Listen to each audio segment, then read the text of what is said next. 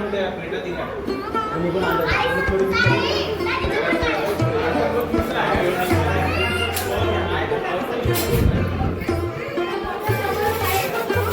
शकता तयारी झालेली आहे. आता थोड्याच वेळात स्वामींच्या पादुका येतील इथे.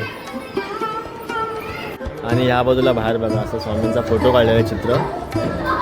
तिथे स्पीकर आहे आणि आपला सुनील आणि आपले काका इथे बसले काका. आणि अशी तयारी केलेली आहे. आणि मी आणि सुनील दोघं आलेलो आम्ही दोघंच आलेलो काय आता आम्ही आलेलो आहोत. बघू दादाला मदत करूया. आता पादुका घ्यायला जाऊया. सुनील तू येणारच ना खाली पादुका घ्यायला? हो येतोय. चला स्वामींच्या पादुका घ्यायला जाऊया. तुला स्वामींच्या पादुका आलेल्या आहेत.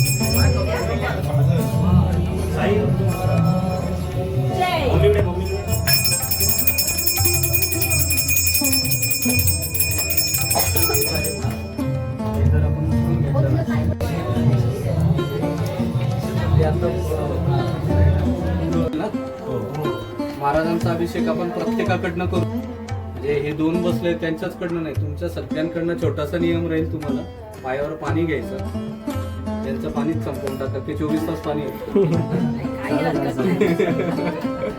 तर पायावर पाणी भरायच्या. आणि जरूर सगळे एवढे जर तुम्ही बसलात ना, एक अर्धा पाऊण तास पूजेला लागतो. पण तुम्ही जागे लोक ह्या दोघांना जे पूजा करणार आहेत ना, त्यांना प्रत्येक जण धन्यवाद देऊन जाणार. कारण जाताना तुम्ही एवढं काही घेऊन जाणार महाराजांकडनं, तुम्ही आयुष्यात तरी ते बिलीव्ह केलेलं नव्हतं. तर तुम्ही सगळे असे बसलात ना पूजेला, तर खूप सुंदर तुम्हाला माहिती मिळेल आणि तुम्ही पुण्य सोबत घेऊन जाणार. तर आता एक ते दादा तयार होतील, मग आम्ही पूजेला सुरुवात करतो. स्वामी समर्थ. आता पूजेची तयारी करत आहेत महाराज. 1-2 तास लागतील, 1 तास तरी जाईल.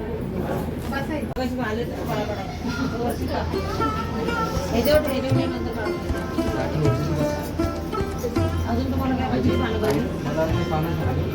सुपारी द्या आणि कॉईन द्या.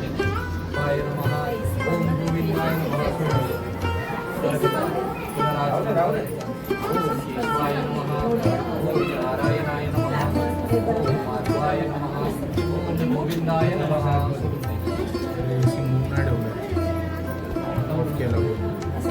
आणि मीटर चालू केलं आहे. विष्णवे नमः, मधुसूदनाय नमः, त्रिविक्रमाय नमः, वामनाय नमः, शंकराय नमः, ऋषिकेशाय नमः, नमः, नरसिंहाय नमः, अच्युताय नमः, जनार्दनाय नमः, मंगळमराय नमः श्रीकृष्णाय नमः ओम प्रणवस्य परब्रह्म श्री परमात्मा देवता दैवी गायत्री छंदा प्राणायामे विनियोगम् ओम सत्यवितरणं तस्सर्वदेवस्य दिव्ये दिव्ये योगामृतम् आपणं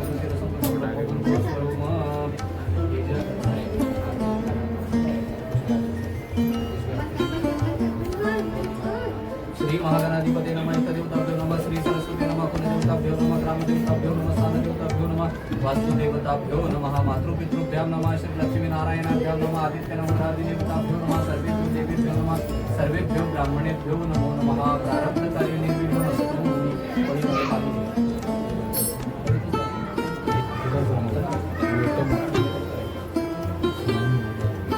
नेत्रोदकं स्पर्शयामि याची माहिती असावी म्हणून तुम्हाला 5 मिनिटात माहिती सांगतो. स्वामी समर्थांना सगळे ओळखतात. स्वामी समर्थ हे किती वर्षाचे होते अजून कोणी सांगू शकलेलं नाही. कुठे महाराजांचा उल्लेख 750 वर्ष, कुठे 250 वर्ष. पण महाराज जितकेही वर्ष या पृथ्वीवर होते, महाराजांचं संपूर्ण भारत भ्रमण झालेलं आहे. म्हणजे महाराजांचा उल्लेख हिमालयात आढळतो तसा कन्याकुमारीला आढळतो, जगन्नाथपुरीला आढळतो तसा द्वारकेत पण महाराजांचा उल्लेख आढळतो. महाराज सगळा भारत फिरून आले आणि शेवटचे 22-23 वर्ष महाराज अक्कलकोटला राहिले आणि महाराज अक्कलकोट निवासी झाले. तुम्ही अक्कलकोटला जाऊन आलात? अक्कलकोटला गर्दी कशी असते आता?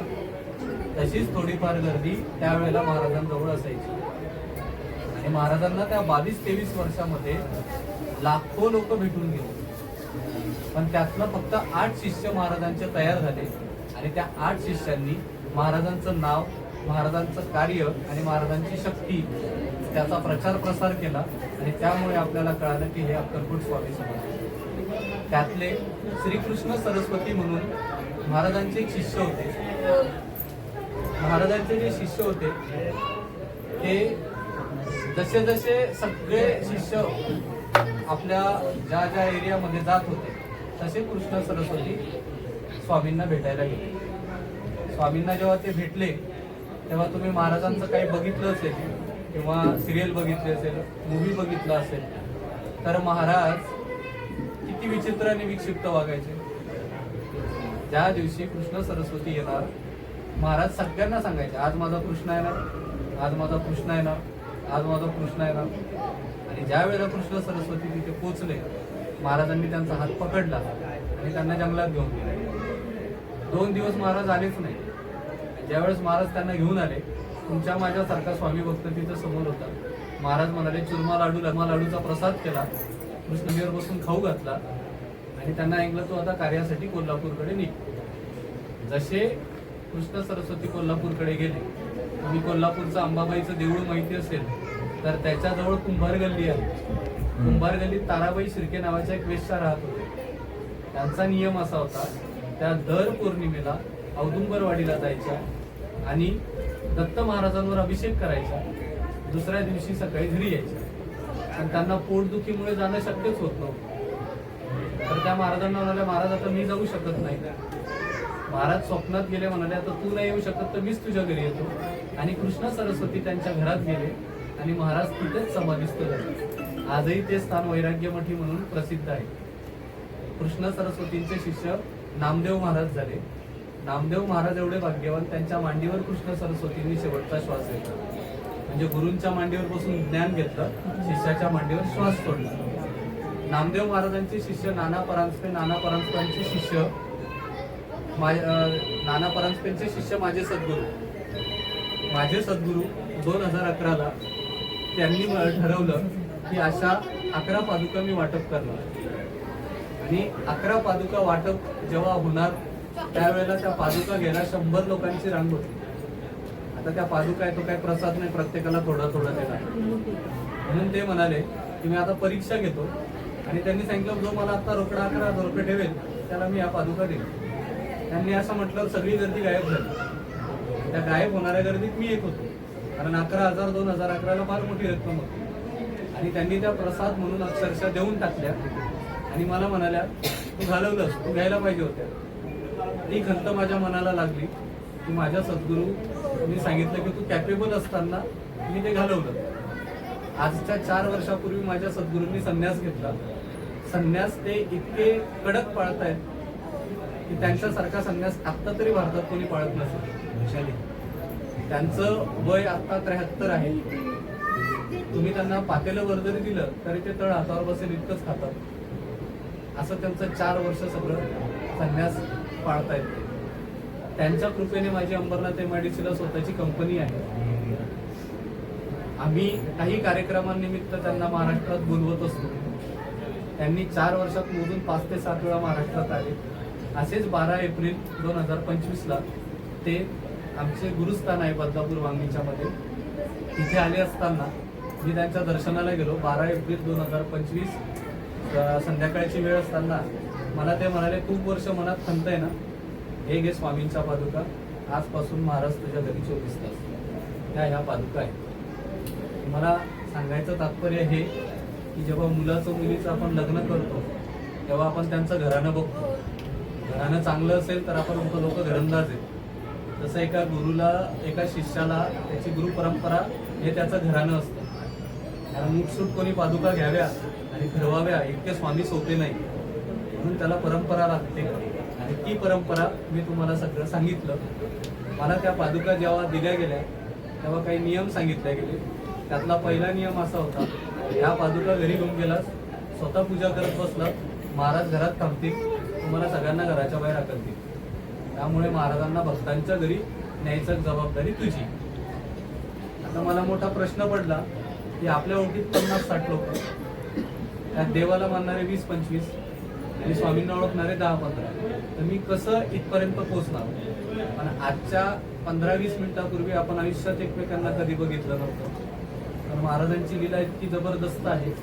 महाराज त्यांचा जीव निवडतात, त्या जीवाच्या घरी येतात, त्या जीवांकडनं महाराज स्वतःचं सगळं कौतुक करून घेतात. जाताना मात्र यांना भरभरून महाराज देऊन जातात. अशी महाराजांची लीला आहे. त्यात माझ्या सद्गुरूंनी दुसरा मला नियम सांगितला की लोकांची महाराजांवर भरपूर श्रद्धा आहे, अतोनात भावना आहे, त्याचा बाजार नाही झाला पाहिजे. त्यामुळे कदाचित दादांनी कॉल केल्यावर विचारलं असेल की तुमची दक्षिणा किती, तर आम्ही सांगतो महाराजांनी तुम्हाला काय दिलंय ते फक्त तुम्हाला महाराजांना माहिती. आपण महाराजांशी प्रामाणिक होऊन तिथं तुम्ही जे ठेवणार ते महाराजांची दक्षिणा, आमची दक्षिणा काही नाही. त्यातही मला तिसरा नियम त्यांनी सांगितला आहे, इथं जे जमेल त्याचा आणि तुझ्या संसाराचा काही एक संबंध नाही तर तुला संन्यास घेऊन फिरावं लागेल आणि तुझ्या बायका पोरं मला शिव्या घालायचे, कुठल्या गुरूंकडनं पादुका घेतल्या आणि आमच्या वडील संन्यासी झाले. अशा कडक नियमांमध्ये, कडक शिस्तीमध्ये आमची ही गुरुसेवा चालत असते. तुम्ही 1 तास असेच बसून राहणार, कारण यांना अगरबत्ती लावायला वेळ लागणार, दिवा लावायला वेळ लागणार, नैवेद्याला वेळ लागणार. त्याच्यामध्ये मध्ये आम्ही तुम्हाला अक्कलकोट स्वामी ज्या वेळेला जे कार्य करत होते त्यावेळेला भक्तांकडनं करून घेत होते अगदी सहजपणे. महाराज अगदी सहजपणे एखाद्याला सांगायचे आणि तो ते काम करून मोकळा व्हायचा. सगळं तेच आत्ताही महाराज सूक्ष्म रूपाने करतायत आणि तुम्ही त्याचा काहीतरी एक भाग होणार. तो कसा होणार? मध्ये मध्ये अक्कलकोट स्वामींच्या कशा गोष्टी आत्ता आणि तेव्हा सेम आहेत ते सगळं मी तुम्हाला सांगेन. आणि त्याच्यानंतर तुम्ही आत्ता ह्या अर्धा-पाऊण तासात 5 प्रकारचं काय पुण्य घेऊन जाणार तेही मी तुम्हाला सांगेन. ते आता नाही सांगणार, आता सांगितलं तर तुम्ही एवढे शांत बसणार नाही. त्यामुळे आपण ते सस्पेन्स ठेवू आणि पूजेला सुरुवात करूया. स्वामी समर्थ.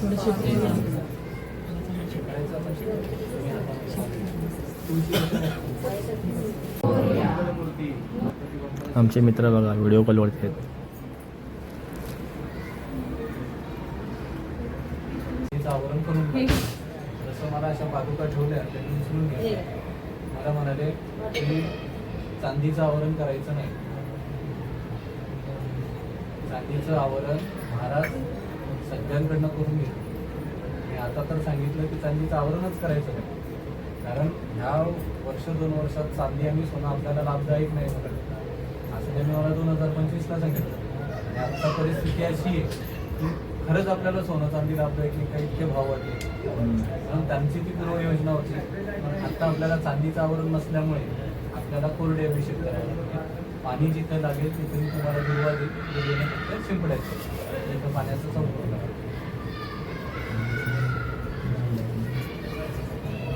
आलेले आहेत. आता महाराजांना तुम्हाला अभिषेकाला बोलवायचे.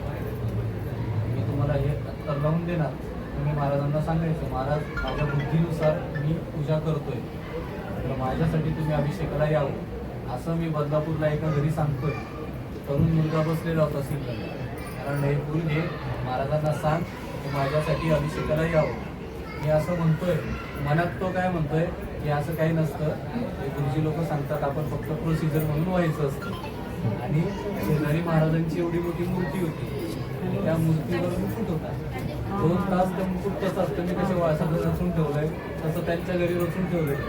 आणि मी त्याला आव्हान करतोय, असं म्हटलं आता बघा आता महाराज येणार अभिषेकासाठी, एवढं बोललो. त्यांनी फुल ठेवलं आणि जो मुकुट होता ना, आपण जर असं उडवलं तर कसं उडतं, तसं उडून पडला तो एका ताटात, जोरात झाला आवाज. आता हे कसे शूट घेत आहेत मागून, तसं एकाने ते शूट घेतले. त्या मुलाला एवढं रडू कोसळलं की त्याला असं वाटलं की महाराज खरंच येतात का. तर महाराजांनी लगेच त्यांना तिथं साक्ष दिली. आता यांच्या घरातही आम्ही आलो, महाराजांची मी इथं पेटी टेकवली, या ताई त्यांच्या आवरा सावर करतायत आणि मी इथं बसलेलो फक्त वाकणार नमस्काराला, पटकन एक फूल आलं आणि त्यांना प्रसाद म्हणून हातात आलं. महाराज जातात तिथं साक्ष देतात. फक्त आपल्याला तुम्हाला सांगायचं तात्पर्य काय की आपल्या आव्हानामध्ये एवढी ताकद पाहिजे की महाराज आपल्यासाठी कायम हजर आहे. तर तुम्ही महाराजांना आव्हान करायचं की पूजेला चला बघून. मी मंत्र म्हणतो, तुम्ही आव्हान करा. ब्रह्मानंदम परमसुखदम केवलम ज्ञानमूर्ती द्वंद्वातीतं गगनसदृशं तत्त्वमस्यादिलक्ष्यम् एकं नित्यं विमलमचलं सर्वदी साक्षिभूतं भावातीतं त्रिगुणरहितं सद्गुरुं तं नमामि.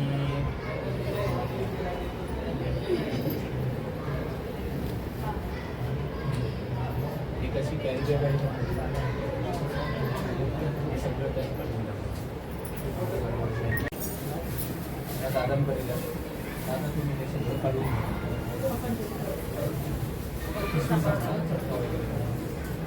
त्या ताईंचा मला कॉल आला की माझ्या घरी महाराजांच्या पादुका येतील का. म्हटलं येणार नाही, पण ना माझं असं एवढं हे नाही की मी महाराजांचा यथासांग करू शकेल. त्यांना म्हटलं अहो आम्ही येऊ तुमच्या घरी. नाही म्हणे माझं ना भांडूप रेल्वे स्टेशन ते माझं घर इतकं रिक्षा भाडे देण्याची माझी ऐपत नाही म्हणाले. अहो आम्ही पहिले तुमच्या घरी येऊ. आता आम्ही यांना पूजेची लिस्ट दिली होती आणि आम्ही त्यांच्याकडनं पूजेची लिस्ट घेतली की तुमच्या घरात काय काय नाही ते आम्हाला कळवा, आम्ही येताना ते घेऊन येतो. आम्ही त्यांच्या घरी गेलो. आपल्याला एखाद्याच्या घरात गेल्यावर अंदाज येतो की त्याची काय परिस्थिती. तर तुम्ही आणि आम्ही खूप चांगल्या परिस्थितीत जगतोय अशा त्या काही जगत होते. आम्ही त्यांच्या घरी गेलो, सगळी पूजा करून घेतली. त्यांना सारखं सारखं रडू यायचं की आपण महाराजांना काही देऊ शकत नाही. त्यांना म्हटलं तुम्ही करा फक्त मनोभावे पूजा. आम्ही जसं आता आलो तेव्हा पेटी बंद होती, तशी जाताना पेटी बंद असते. त्यांनी कापडात एक वस्तू तिथं बांधून देऊन ठेवली. आम्ही घरी माझ्या घरी एवढी पूजा 2 वेळेला होती. मी संध्याकाळी जेव्हा पूजेला बसलो मी कुतूहलाने ती वस्तू खोलून बघितली. त्यात त्यांनी लिहिलेलं होतं की खरंच माझी दक्षिणा देण्याची ऐपत नाही हो, पण मी जेव्हा पूजेला बसलेली होती ना तर मला सारखं सारखं महाराज मनात एक सांगायचे की कपाटातली वस्तू ना ती देऊन टाक, ती कपाटातली वस्तू ती देऊन टाक. 1.5 तास माझ्या मनात हाच विचार चालत होता. आणि ती जी वस्तू आहे म्हणाले ती ही वस्तू आहे. ती वस्तू ज्या वेळेला माझ्या हातात होती ना माझ्या डोळ्यात पाणी होतं. मी जी बाईच्या घरात जाऊन पूजा केली त्या बाईची परिस्थिती आणि त्या बाईचा मला 2 तास तेच सांगलं की माझी ऐपत नाही ऐपत नाही. आणि महाराज काय कार्य करून घेतात तर तो जो ती जी वस्तू होती ती मागे गणपती आणि पुढे सरस्वती असलेला 25 ग्रॅम चांदीचा कॉईन होता. म्हणजे आजपर्यंत त्या ताईंनी दिलेली जी दक्षिणा आहे ती सर्वोच्च दक्षिणा आहे. कारण का आज आपली पण परिस्थिती नाही की 25 ग्रॅम चांदी आपण सहज विकत घेऊन येऊ, पण त्यांच्याकडनं महाराजांनी ती वस्तू घेतली. असंच गुरुचरित्रामध्ये व्हायचं. महाराज जायचे, मला दुधाची दशमी खायची म्हणून सांगायचे. त्या बाई म्हणायच्या माझ्या घरात दूधच नाही. महाराज म्हणायची गाय आहे, त्यानंतर 9 वर्षांवर्ष गाय दूधच देत नाही. महाराज म्हणायचं तू दूध काढ तिचं, कशी देत नाही. आणि त्या बाई दूध काढायच्या, दुधाची दशमी महाराज खाऊन जायचे. याचा अर्थ काय की महाराजांना ज्याच्याकडून जे घ्यायचं असतं महाराज ते घेतातच. आता तुमच्याकडनं महाराजांना काय घ्यायचंय तर तुम्ही मनोभावे दोघांनी महाराजांचा अभिषेक करायचा आणि तुमच्या घरात आलेल्या सगळ्यांकडनं करून घ्यायचं. जिथं ते लोक कमी पडणार तिथं तुम्ही उभं राहायचं. कारण जिथे कमी तिथे आम्ही आणि जिथे आम्ही तिथे स्वामी.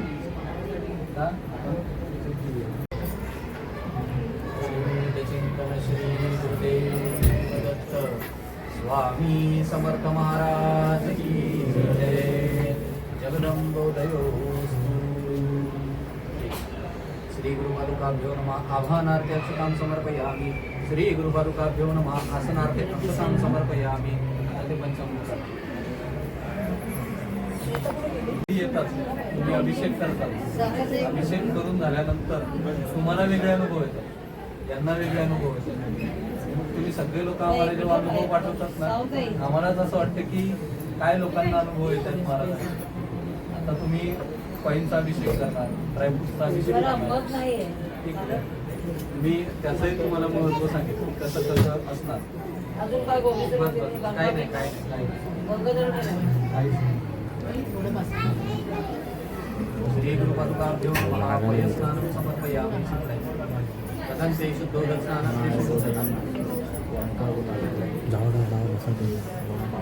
तदन्ते शुद्धोदकस्नानं समर्पयामि.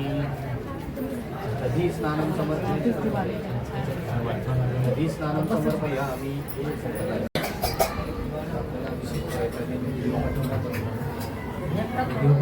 फोटो एक शूट त्याच्यात कसं व्हायलंय ते बघितलंय तुम्ही तुळशी पत्र व्हायचं परत त्याच्यावर, आणि त्या जिथं तुळशी पत्र ठेवतील तिथं तुम्ही कॉईन ठेवायचं.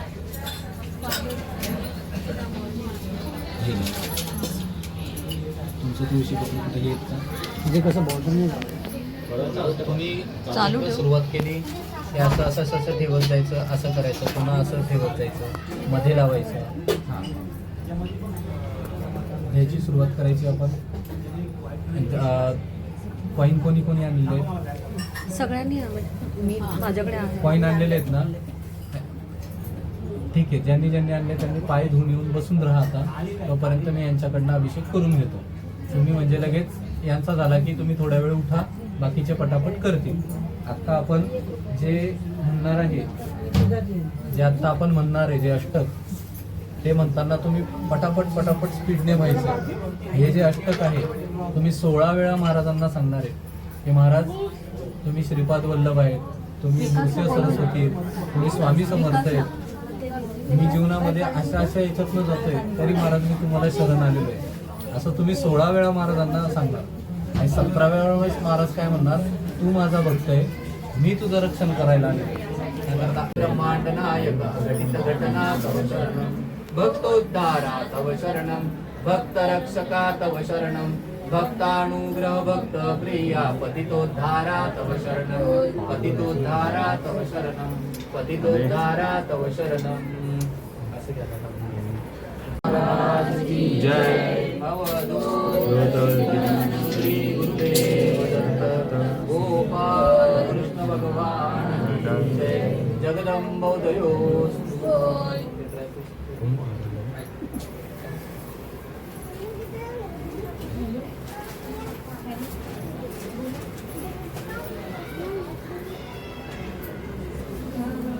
श्रीपाद वल्लभ दिगंबरा हा टेंबे स्वामींनी सिद्ध केलेला मंत्र आहे. तो मंत्र तुमच्या घरात म्हटल्यावर काय सिद्धता येणार ते तुम्हाला मी नंतर सांगेन. पण तुम्ही तो मंत्र जितक्या जास्तीत जास्त संख्येने आणि व्यवस्थित मोठ्याने, नाही तर माझाच आवाज मोठा, मी 2 तास झाले पूजाच सांगतोय, त्यामुळे माझा घसा थकलाय, तुमचा आवाज सगळ्यात मोठा आला पाहिजे. सगळ्यांनी दिगंबरा दिगंबरा श्रीपाद वल्लभ दिगंबरा गजर करायचा. तुम्ही थोड्या वेळ उठा, मग मी असं घेऊया. चला पटापट. दिगंबरा दिगंबरा श्रीपाद वल्लभ दिगंबरा, दिगंबरा दिगंबरा श्रीपाद वल्लभ दिगंबरा, दिगंबरा दिगंबरा श्रीपाद वल्लभ दिगंबरा, दिगंबरा दिगंबरा श्रीपाद वल्लभ दिगंबरा, दिगंबरा दिगंबरा श्रीपाद वल्लभ दिगंबरा, दिगंबरा दिगंबरा श्रीपाद वल्लभ दिगंबरा, दिगंबरा दिगंबरा श्रीपाद वल्लभ दिगंबरा, श्रीपाद वल्लभ दिगंबरा, दिगंबरा दिगंबरा श्रीपाद वल्लभ दिगंबरा, दिगंबरा दिगंबरा श्रीपाद वल्लभ दिगंबरा, दिगंबरा दिगंबरा श्रीपाद वल्लभ दिगंबरा, दिगंबरा दिगंबरा श्रीपाद वल्लभ दिगंबरा, दिगंबरा दिगंबरा श्रीपाद वल्लभ दिगंबरा, दिगंबरा दिगंबरा श्रीपाद वल्लभ दिगंबरा,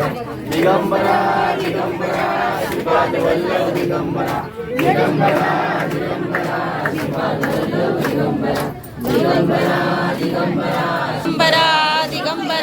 श्रीपाद वल्लभ दिगंबरा दिगंबरा दिगंबरा श्रीपाद वल्लभ दिगंबरा दिगंबरा वल्लभ दिगंबरा दिगंबरा दिगंबरा श्रीपाद वल्लभ दिगंबरा दिगंबरा दिगंबरा श्रीपाद वल्लभ दिगंबरा दिगंबरा दिगंबरा श्रीपाद वल्लभ दिगंबरा. सहज सगळं करून घेतात.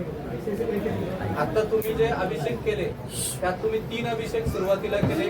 बेल, तुळशीपत्र, दुर्वा. या तिघांचं तुम्ही गुगलला सर्च करा. महत्व काय? आज वार काय? महाराज म्हणायचे मीच राम होतो, मीच कृष्ण होतो, मीच गणपती होतो. आज तुम्ही असं एकही नाही की आपण गणपतीच्या मंदिरात आज जाणार आणि 500 दुर्वा वाहून येणार. यांच्या घरात जवळजवळ 700-800 दुर्वा तुम्ही वाहिल्यात सगळ्यांनी. जवळजवळ 1 सहस्त्र तुळशीपत्र तुम्ही इथे वाहिलेले आहेत, म्हणजे 1000 तुळशीपत्र. आणि याचं सगळं तुम्ही सर्चिंग करा, तुम्हाला त्याचं महत्व कळेल काय. तुम्ही 3रा अभिषेक केलेला आहे ड्रायफ्रुट्सचा. तर ड्रायफ्रुट्सच्या अभिषेकाचं हे महत्व आहे की तुमच्या माझ्यासारख्या व्यक्तीने वर्षभरामध्ये निदान कमीत कमी 1000 लोकांना जेवायला घातलं पाहिजे असं शास्त्र सांगतं. पण आता आपल्याकडे अशी परिस्थिती आहे, एकतर वेळ आहे तर पैसा नाही, आणि पैसा आहे तर वेळ नाही. त्यामुळे आपण सहस्त्र भोजन घालूच शकत नाही. पण स्वामी अक्कलकोटला जर जायचेच ना लोक, स्वामी त्यांच्याकडनं सहज करून घ्यायचे सहस्त्र भोजन. ज्यांनी मी प्रत्येकाकडनं सगळे एक ड्रायफ्रुट्स का असे ना, म्हणजे यांचे खरं तुम्ही आभार माना. सगळ्यांना पुरेल एवढे ड्रायफ्रुट्स त्यांनी तुम्हाला सगळ्यांना पुरवले. ते ड्रायफ्रुट्स तुम्ही जे वाहिलेत ना, माझ्या सद्गुरूंचं जे स्थान आहे बदलापूर वांगणीच्या मध्ये, तुम्हाला थोड्या वेळापूर्वी बोललो होतो. बदलापूर ते वांगणी म्हणजे कर्जत रोड, म्हणजे पुण्याला जाणारी ट्रॅफिक. तर तिथे आम्ही दररोज दुपारी 12 ते 1:30 मागचे 32 वर्ष रोडवर थांबून प्रत्येक गाडीला थांबवतो आणि गरम गरम गव्हाची लापशी ड्रायफ्रूट असलेली आम्ही देत असतो. गाडीत जितके लोक असतील तेवढ्या सगळ्यांना देतो. ते पेड कोणी नसतं. आज हे, उद्या मी, परवा ह्या, नंतर ह्या, असे स्वामी भक्त येऊन तो प्रसाद वाटप करतात. आता त्याची तुम्हाला गंमत सांगतो. तुम्ही उद्या एक प्रयोग करा. यांना 1 किलो ड्रायफ्रुट्स आणून द्या, त्यांना म्हणा शिरा बनव, आणि तुम्ही मस्त खुर्चीत बसून शिरा खायला सुरुवात करा. त्यांनी बनवल्या. तुम्ही त्याच्यामध्ये काजू बदाम मला शोधून दाखवा, कारण ह्या बायकांचा ना त्या ड्रायफ्रुट्सवर खूप राग आहे. त्या इतक्या बारीक कापतात की त्या शिऱ्यामध्ये काजू कोणता बदाम कोणता सापडतच नाही. तशाच सगळ्या तिथं महिला येतात, त्या ड्रायफ्रुट्स कापायची इतकी मन लावून सेवा करतात की तुम्ही सगळ्यांनी मिळून जेवढे ड्रायफ्रुट्स वाहिलेत ना, याच्यात जवळजवळ 2,500-3 हजार द्रोण लापशी बनेल एवढा प्रसाद तिथं तयार होतो. म्हणजे न कळत काय झालं, तुमच्याकडनं 1 कण का असे ना कोणाच्या तरी मुखामध्ये जाणार आहे. म्हणजे महाराजांनी न कळत 1 सहस्त्र नाही 3 सहस्त्र भोजन तुमच्याकडनं करून घेतले. या अगदी 100% नाही, 35% काठावर तर पास होऊ आपण. जे आपण ताट भरून तर नाही दिलं कोणाला, 1 मुखात घास तर देऊ, नापास होणार नाही याची तर गॅरंटी आहे. म्हणून असं तुम्ही सहस्त्र भोजन तुमच्या पदरामध्ये अनावधानाने झालेलं आहे. तुम्ही 4था अभिषेक केला, सगळ्यांना 1 रुपया सुद्धा तुम्ही वाहिलेला आहे. तर सगळ्यामध्ये श्रेष्ठ दान आहे अन्नदान. पण सगळ्यात दुर्मिळ दान काय माहिती तुम्हाला, जे आपण कोणीच करत नाही. तुम्ही आता जितक्या वर्षाचे तेवढ्या वर्षात तुम्ही मला सांगा की तुम्ही 100 रुपयाचे कॉईन घेतले आणि कुठेतरी दान केले. आपण काय करतो, सहज 500ची 200ची नोट काढतो, 100ची नोट काढतो. मग असे मोठे लोक आपल्याला सांगतात 1 रुपया ठेव त्याच्यावर. तर ते जे नोट असते ना, ते आपलं व्यावहारिक चलन आहे. तर त्याच्यावरचा जो 1 रुपया असतो ती लक्ष्मी असते, आणि आपण लक्ष्मीचं दान करत नाही. पण ते सगळ्यात दुर्मिळ दान आहे. आणि तुम्ही सगळ्यांनी काय केलंय, तुमच्या कमाईतलं 1 रुपया का असे ना तुम्ही महाराजांवर अर्पण केलंय. आता त्याचं दान कसं होतं ते मी तुम्हाला सांगतो. मी तुम्हाला अगोदरच सांगितलं, तुम्हाला गुरु परंपरेतनं आलेल्या पादुका आहेत. मी सगळं संग्रह काही करत नाही, मी देऊन टाकत असतो. त्यामुळे भक्तांनी त्यांच्या कमाईतनं अर्पण केलेले जे कॉईन असतात ते मी सगळ्या भक्तांना वाटून टाकत असतो. जो मला मागेल त्याला तो कॉईन प्रसाद म्हणून देत असतो. आता त्या कॉईनचे अनुभव काय येतात, माझ्या बिल्डिंगमध्ये एक व्यक्ती राहतात, त्यांचा मशीन विकण्याचा बिझनेस आहे. त्यांना कळालं की माझ्या घरी स्वामींच्या पादुका आहेत. ते म्हणाले, अरे माझे एक मशीन आहे यार, ते विकलंच जात नाही, मला काहीतरी मंत्रून दे. म्हटलं बाबा मी गुरुजी नाही, मांत्रिक नाही, महाराजांसमोर जे पडलेलं आहे ते घेऊन जा प्रसाद म्हणून. आता तो धंदेवाईक माणूस, त्याने कॉईन उचलला बरकत म्हणून घरी घेऊन गेला. रात्री 8:30-9 वाजता मला फोन आला, अरे मला अजून 7-8 कॉईन मिळतील का? म्हटलं काय झालं? तो अरे मला ना आज पोस्ट स्टेटमेंट चेक मिळाला मशीनचा, महिनाभराने का असे ना म्हणे, मशीन विकलं गेलं इतर फोन झाला म्हणे माझा. माझे जे आजूबाजूचे मित्र होते ते मला म्हणाले, अरे काय जादू टोना केला तू, पनवती निघाली तुझी. तर त्यांना ते कॉईन हवे. आता त्याला बरीच भर काय, त्याची बायको तुमचे ते व्हॉट्सअप ग्रुप्स असतात ना महिला मंडळांचे, त्याच्यात त्या बाईने केला अनुभव शेअर. तो अनुभव ह्या ग्रुपवरून त्या ग्रुपवर असं करता करता माझ्या घरी रोज लोक येतात आणि त्या स्वामींचा अभिषेकाचं कॉईन मिळेल का, आणि आम्ही देत असतो. आता हे देत असताना काय तुम्हाला सांगतो, तो कॉईन घेताना कधी फुकट घेऊ नये. तुम्ही तो कॉईन घेतल्यावर त्याच्याबद्दल काहीतरी तुम्ही दक्षिणा दिली पाहिजे. पण तुम्हाला सांगतो, तुम्ही 108 कॉईन वाहिलेत ना, त्यातले 70 कॉईन लोक फुकट घेऊन जातात. म्हणजे इनडायरेक्टली काय होतं, त्या कॉईनचं दान तुमच्याकडनं होत असतं. मी काय करणार, तुमचे कॉईन पुढच्या घरात, मागच्याचे कॉईन तुमच्या घरात, असं. म्हणजे महाराज न कळत काय करतात, हिरण्य दान करून घेतात, सहस्त्र भोजन करून घेतात. आणि तुम्ही जर सगळे जर अभ्यासू असाल तर तुम्ही थोडंसं अन्नकोट हा जर प्रकार जर सर्च केला, ब्राह्मणांना विचारला, तर अन्नकोट हा पिढ्यानपिढ्या आपल्या घरात जर पूर्वपुण्याही असेल तर त्याच घरात होतो. आज मी 144-45 घरांमध्ये जाऊन आलोय. हे 20व-25व घर आहे की तिथं हा अन्नकोट झालाय. आता या ताईंना एकांनी विचारलं, पादुका कुठे? हा जो प्रकार आहे, तुम्ही जो ड्रायफ्रुट्स वाहिले, जी तुळशी वाढली, ते अन्न आहे आणि त्या अन्नाचा पोट तयार झालाय महाराजांपोट. आणि अन्नकोट हा दत्त संप्रदायात सर्वश्रेष्ठ उपासना आहे, ती प्रत्येकाच्या घरात होत नाही, ती आज तुमची इथे झालेली आहे. तुम्ही सगळ्यांनी खरं तुमचं कौतुक इतकं चांगलं की तुम्ही गजर इतका सुंदर केला ना, की तुम्ही सगळ्यांनी मिळून, आम्ही तर काउंट केलं लोक त्यापेक्षा वाढले, जवळजवळ तुम्ही 75,000 दिगंबरा जप केलेला आहे सगळ्यांनी. तर मला तुम्ही सांगा, आपण घरात करतो का एवढा जप? पण अनावधानाने महाराजांनी 1 लाख तुमच्याकडनं जप करून घेतला, 3 सहस्र भोजन करून घेतले, 1 अन्नकोट करून घेतला. असं महाराजांचं सहज सोपं अध्यात्म आहे. माझे सद्गुरू म्हणता, उत्तमा सहजा अवस्था. जे सहज होतं ते अध्यात्म ओढून ताडून अध्यात्म होत नाही आणि करूही नाही. अशा प्रकारे तुम्ही सगळ्यांनी एवढ्या वेळात हे सगळं केलेलं आहे. 5 मिनिटाची आरती आहे, आरती करायची मग तुम्ही निघा. माझा अनुभव आहे, मी माझा अनुभव सांगतो. दुपारी 1 ते 3 महाराजांची विश्रांतीची वेळ असते. आम्हाला तुमच्यासारखंच, आम्ही पण बॅग उचलून कामावर पळायची आमची घरी दुसऱ्या दिवशी. म्हणून मी भावाला म्हणालो की लवकर आटोप, या लोकांचं दर्शन झाले, आपण ताबडतोब निघूया. त्यात ते रिक्वेस्ट करताय, आमचा एकच व्यक्ती राहिला यायचा. मी त्याच्यासाठी म्हटलं नाही, ठीक आहे, त्यांना स्टेशन जवळ पाठवा, तिथं दर्शन होईल असं मी म्हणून गेलो. आम्ही कामशेतवरून निघालो, लोणावळ्याला गाडीच्या बरोबर 15 मिनिटं अगोदर पोहोचलो आणि गाडी 4 तास लेट झाली. कारण आम्हाला नियम काय आहे, ज्यांच्या घरी जातो ना तिथला आम्ही प्रसाद सुद्धा खात नाही. त्या दिवशी घर सकाळी 4ला सोडलेलं होतं, गाडी रात्री 8ला आली आणि मग आम्ही घरी रात्री 11ला पोहोचलो.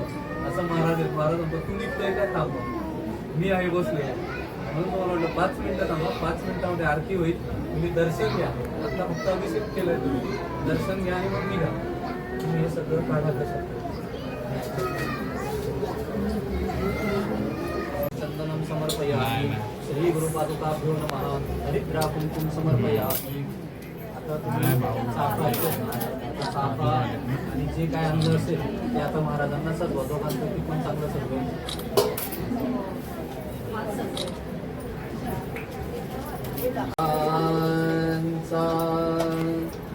मजला गो, मजला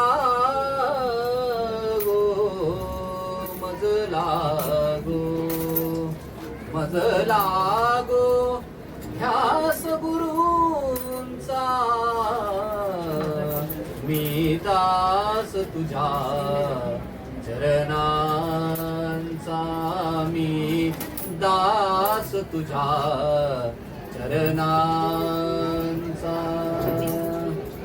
पुरवाई इच्छा माझी देवा, जन्मो जन्मी तुझीच सेवा, जन्मो जन्मी तुझीच सेवा छंद जडो मज तव नामाचा छंद जडो मज तव नामाचा दत्त गुरु रायाचा मी दास तुझ्या चरणांचा मी दास तुझ्या मी दास तुझ्या मी दास तुझ्या चरणांचा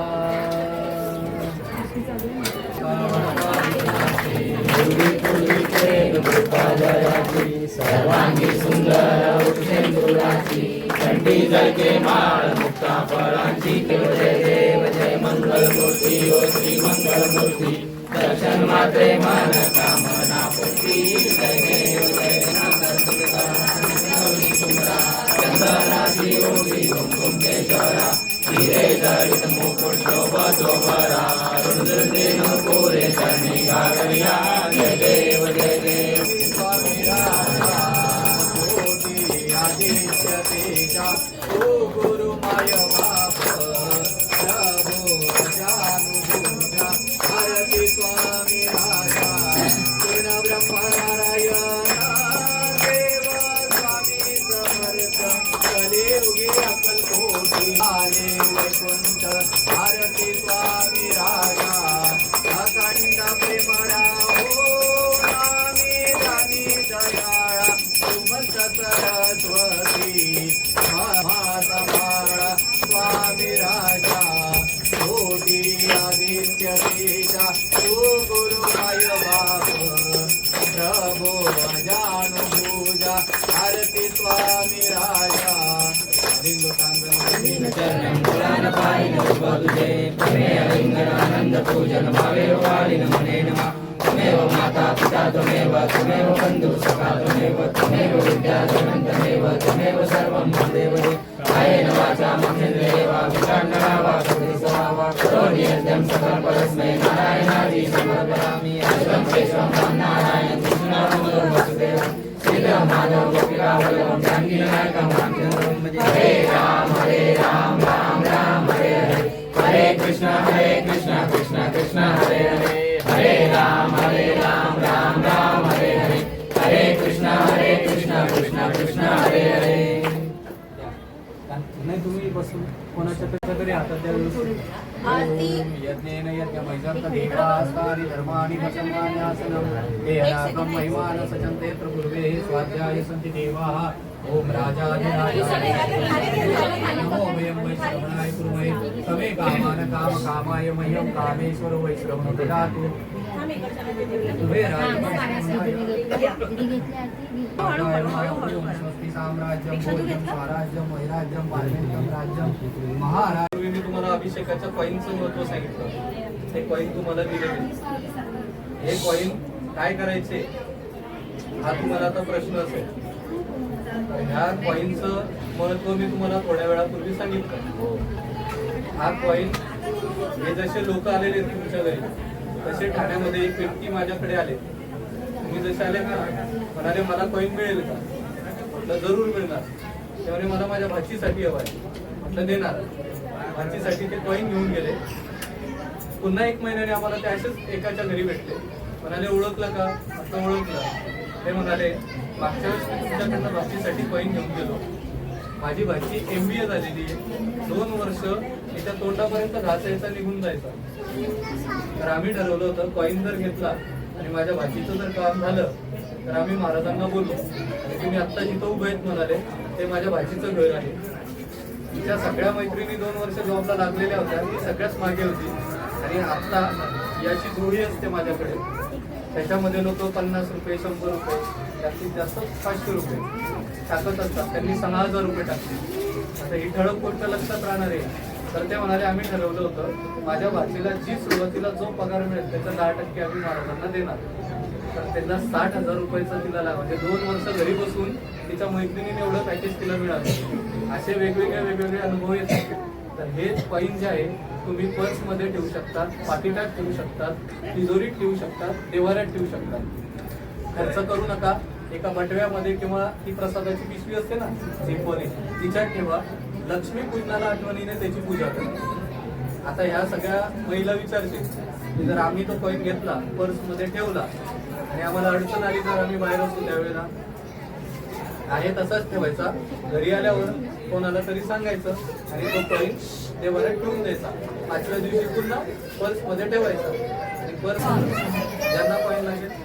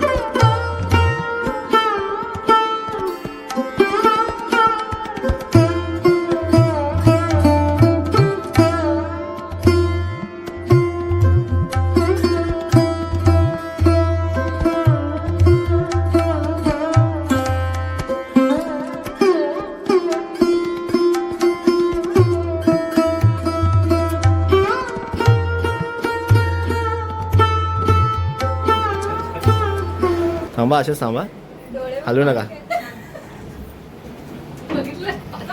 सुनील आवाज सुनील अक्कलकोट निवासी श्री स्वामी समर्थ महाराज की, श्री स्वामी समर्थ महाराज की, श्री स्वामी समर्थ महाराज की, अक्कलकोट निवासी श्री समर्थ महाराज की जय, श्री स्वामी समर्थ महाराज की जय, श्री स्वामी समर्थ महाराज की जय, स्वामी समर्थ जय जय स्वामी समर्थ, श्री स्वामी समर्थ जय जय स्वामी समर्थ, श्री स्वामी समर्थ जय जय स्वामी समर्थ, बोला श्री स्वामी समर्थ जय जय स्वामी समर्थ, श्री स्वामी समर्थ जय जय स्वामी समर्थ, श्री स्वामी समर्थ जय जय स्वामी समर्थ, श्री स्वामी समर्थ जय जय स्वामी समर्थ, श्री स्वामी समर्थ जय जय स्वामी समर्थ,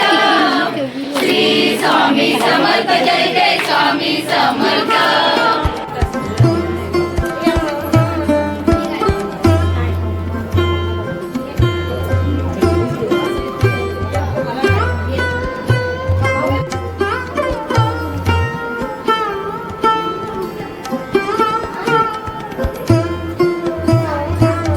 तर स्वामींच्या पादुका चालल्या आहेत.